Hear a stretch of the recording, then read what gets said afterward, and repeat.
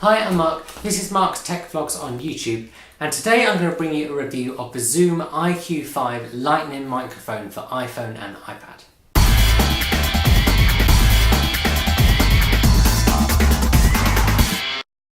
Now this is a slightly older product, having come out originally in 2014, but I picked one up recently rather than a more up-to-date IQ6 or 7, as it seemed to have better reviews than these new products. What this does mean though is that whilst I feel there's a need for a good review about this item, if you want to pick one up you'll probably be looking on places like eBay and paying around £70. That being said, if you look around at various other second-hand sites you can probably pick one up a bit cheaper. Mine cost £35 from WeBuy. In a nutshell, the IQ5 is a stereo condenser microphone designed to help you get a better quality sound from your iPhone or iPad videos, or to record audio on your iPhone or iPad. I've had mine a couple of months and I've been using it for every video on this channel since. So let's start by talking about spec and design. I'm going to be honest and say it's not the prettiest design out there, but I do think it looks quite cool. The microphone itself is this ball shape which rotates and twists and allows you to adjust it depending on where you are and which direction you want the sound to come from when you're recording.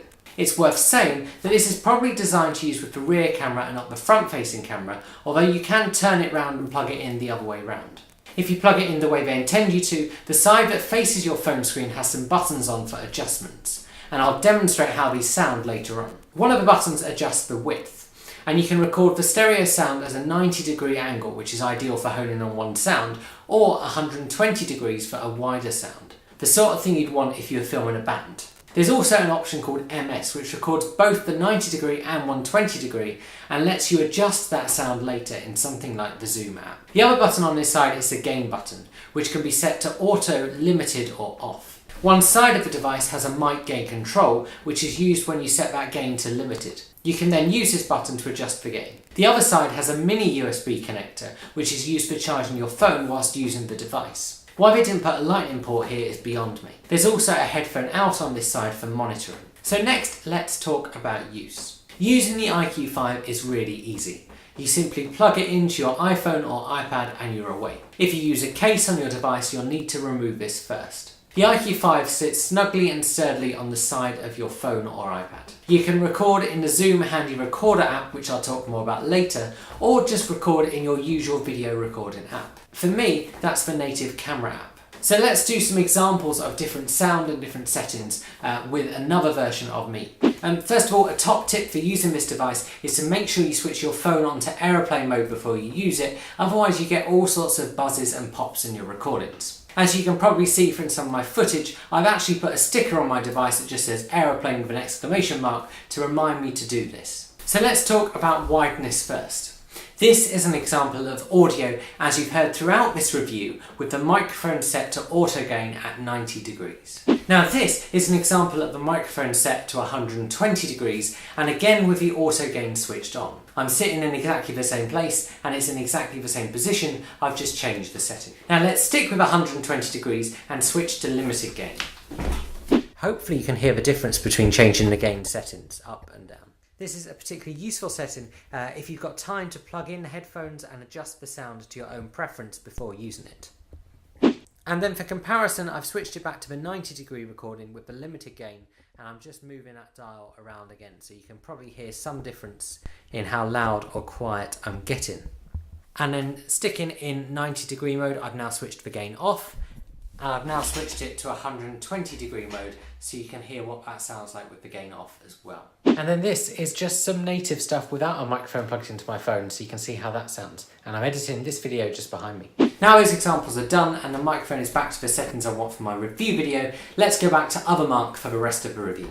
So finally, let's talk about the Zoom Handy Recorder app, because Zoom talk a lot about it and really they designed it to pair with this device. Whilst the Handy Recorder app is advertised with the newer IQ6 and IQ7 microphones, as well as having been advertised with this version, it's long overdue a redesign. The app is clunky, tricky to get your head around, and only parts of it seem to work properly. One example I found is I've failed to get it to email me a WAV file. There are, however, a few redeeming features of the app, so let's list those first. Number one, you can monitor sound levels. This is particularly useful if you want to use the manual gain option and adjust that slider, because you can get the settings right in the app and then go and film something in your video app. Number 2, in the menu when you've got the IQ5 plugged in, there's options to adjust the auto gain depending on the sort of recording you want to make. Number 3, there's some other settings here too, and you can also update the firmware on the device from the app. Number 4, once you've made a recording, you can share it. Sharing to SoundCloud or email works, but as long as you've not got it set to a WAV file. As you probably guessed, I'm not the biggest fan of the app, so what are the downsides? Number 1, you really need to test this app before you use it properly. You have to make sure that you can actually get the audio out of it once you've recorded it. So play around with it and get used to the app first. Number 2, it feels really dated. The constraints on the app only match older iPhone models and it's overdue an upgrade.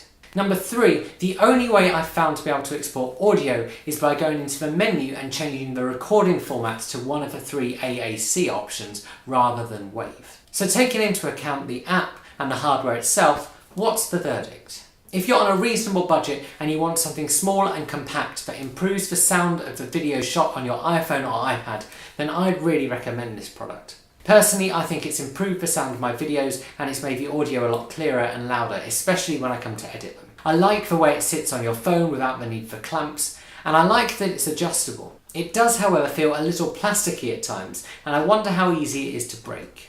I hope you guys have found this video helpful. If you've got any questions, do stick them below and I will try and answer them.